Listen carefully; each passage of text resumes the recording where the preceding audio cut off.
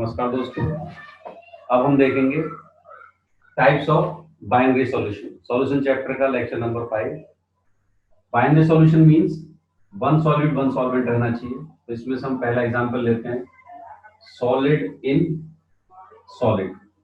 Solid यहाँ पर solute होगा और सॉलिड ही सॉल्वेंट होगा। दूसरा एग्जांपल है सॉलिड इन लिक्विड, सी लिक्विड इन लिक्विड। ऐसे तो बहुत सारे एग्जाम्पल पढ़ेंगे, लेकिन जो मेन एम है इस टॉपिक को पढ़ने का वो है गैस इन लिक्विड।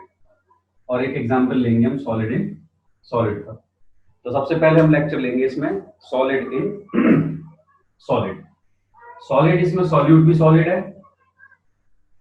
तो सपोज कर लो कि सॉल्वेंट है हमारे पास सॉलिड फॉर्म में, ये भी सॉल्यूट भी सॉलिड रहना चाहिए और सॉल्वेंट भी सॉलिड रहना चाहिए। तो based upon these two conditions, these type of solution are be classified into two types. First, substitutional solid solution.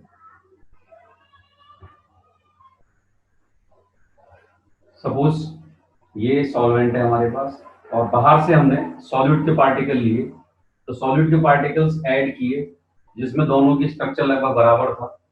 तो अगर सॉल्यूट के पार्टिकल सॉल्वेंट के पार्टिकल को हटाकर खुद लग जाते हैं वहां पर, तो उस सॉल्यूशन को हम सब्स्टिट्यूशनल सॉलिड सॉल्यूशन कहते हैं। जैसे कि क्रिकेट के मैदान में होता है, किसी को चोट लग जाती है तो एक खिलाड़ी को हटाकर दूसरा खिलाड़ी आ जाता है, तो वैसे ही सॉल्वेंट को हटाकर सॉल्यूट पार्टिकल्स ने उसकी जगह ले ली।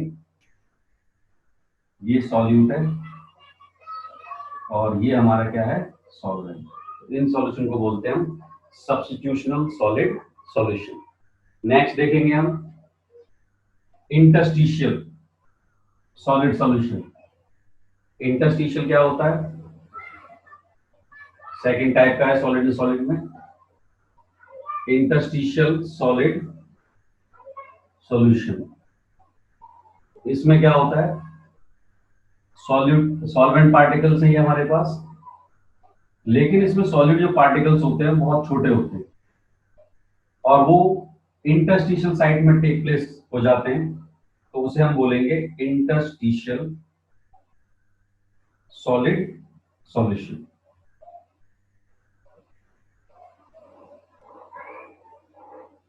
इसमें ये सॉल्वेंट है और ये क्या है, सॉल्यूट। अब इसे बाइनरी सॉल्यूशन क्यों बोल रहे हैं, क्योंकि इसमें दो स्टेट हैं, एक सॉलिड सॉल्यूट के अंदर जा रहा है, दो टाइप के हो गए, एक सब्स्टिट्यूशनल और एक इंटरस्टिशियल सॉलिड सॉल्यूशन। तो ये कहलाते हैं हमारे टाइप्स ऑफ बाइनरी सॉल्यूशन में पहली कंडीशन। सेकंड कंडीशन देखेंगे हम।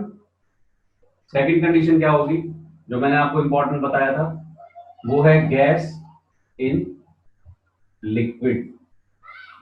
गैस इन लिक्विड क्या होता है, कोई लिक्विड का कंटेनर लिया आपने, सॉल्वेंट है ये हमारा, बाहर से सॉल्यूट पार्टिकल्स किसके आए, गैस के।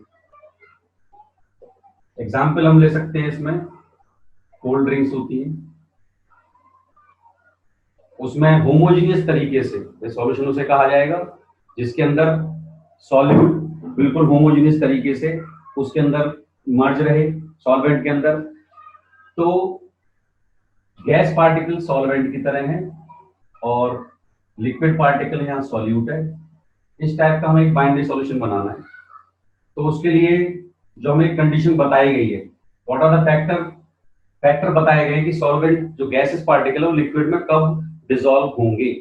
तो उसके लिए कंडीशन पहली दी गई है, एक तो प्रेशर ज्यादा होना चाहिए, और आपने देखा हो कोल्ड ड्रिंक की बोतल पे कैप लगा होता है इसलिए क्योंकि हाईली प्रेशर से वो दबी रहना चाहिए। दूसरा होना चाहिए टेम्परेचर, तो हाई प्रेशर होना चाहिए, टेम्परेचर कैसे होना चाहिए, लो, इसलिए कोल्ड ड्रिंक सर्व की जाती है ठंडा करके। तो इन दो फैक्टर्स को देखते हुए हम प्रेशर के लिए एक लॉ बेस्ड है इसके ऊपर जिसमें बनाया जाता है, उसे बोलते हैं हम हेनरी लॉ। हेनरी लॉ होता है और उसको समझने के लिए ही ये लाया गया है मेन टॉपिक।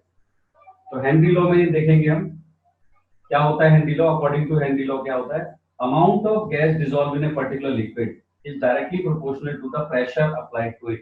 उस पर लग रहे प्रेशर के डायरेक्टली प्रोपोर्शनल होगा। और जब भी प्रोपोर्शनलिटी साइन हटता है तो उसमें एक कांस्टेंट आता है, तो कांस्टेंट दोनों तरफ आ सकता है, इसलिए हम इसको इस तरीके से लिखते हैं।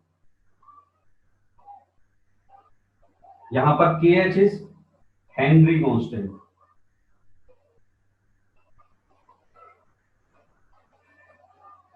हेनरी लॉ कांस्टेंट होता है और इस कांस्टेंट की यूनिट से ही हम देखेंगे कि ये लेना है न्यूमेरिकल्स में कि ये लेना है। आपको समझ में आ गया। Gases in liquid, gas liquid में कब डिसॉल्व होंगे? जब प्रेशर हाई होगा। और उसको कैसे समझेंगे हम?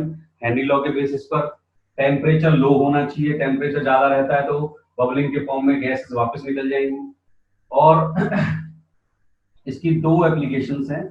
पहला एप्लीकेशन क्या है हेनरी लॉ का, कि जो लंग्स होता है, हमारे शरीर के अंदर लंग्स हैं, लंग्स के अंदर जो ऑक्सीजन जाती है तो उसमें हेनरी लॉ का एप्लीकेशन होता है। और ऑक्सीजन हमारे शरीर के अंदर जाती है और उसमें CO2 बाहर निकलती है।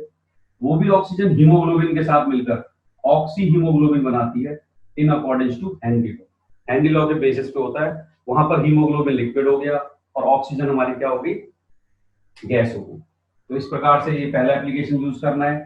सेकंड है डीप सी डाइवर्स। जो गहरे समुद्र में गोता लगाते हैं, वो अपने कंधे पे सिलेंडर लेके जाते हैं, तो उस सिलेंडर के अंदर वो मिक्सचर ऑफ गैसेस भरते हैं। ऑक्सीजन सिर्फ 33% होती है, बाकी 67% हीलियम, हैवी गैसेस रखी जाती है। क्यों रखी जाती है? अंदर से प्रेशर बढ़ेगा तो अंदर डीप सी में जाने पर इजिली ऑक्सीजन हमें मिले, जिससे कि ऑक्सीजन हम इनहेल कर सकें इजिली। ठीक है बेटा, तो ये टॉपिक है हमारे टाइप ऑफ बाइनरी सॉल्यूशन में। दो टॉपिक आपको मेन करने, सॉलिड इन सॉलिड और गैस इन सॉलिड। तो जो भी आपकी इसमें डाउट हो वो आप उस पे कमेंट में कर सकते हो, उसमें कमेंट बॉक्स में, या फिर मेरा नंबर है, इस पर आप पर्सनली व्हाट्सएप कर सकते हो अपने डाउट को। नेक्स्ट टॉपिक में हम, जब ये टॉपिक कंप्लीट हो जाएगा सॉल्यूशन चैप्टर, तो हम न्यूमेरिकल्स भी देखेंगे इनके बेसिस पर। तो अभी फिलहाल इतना ही।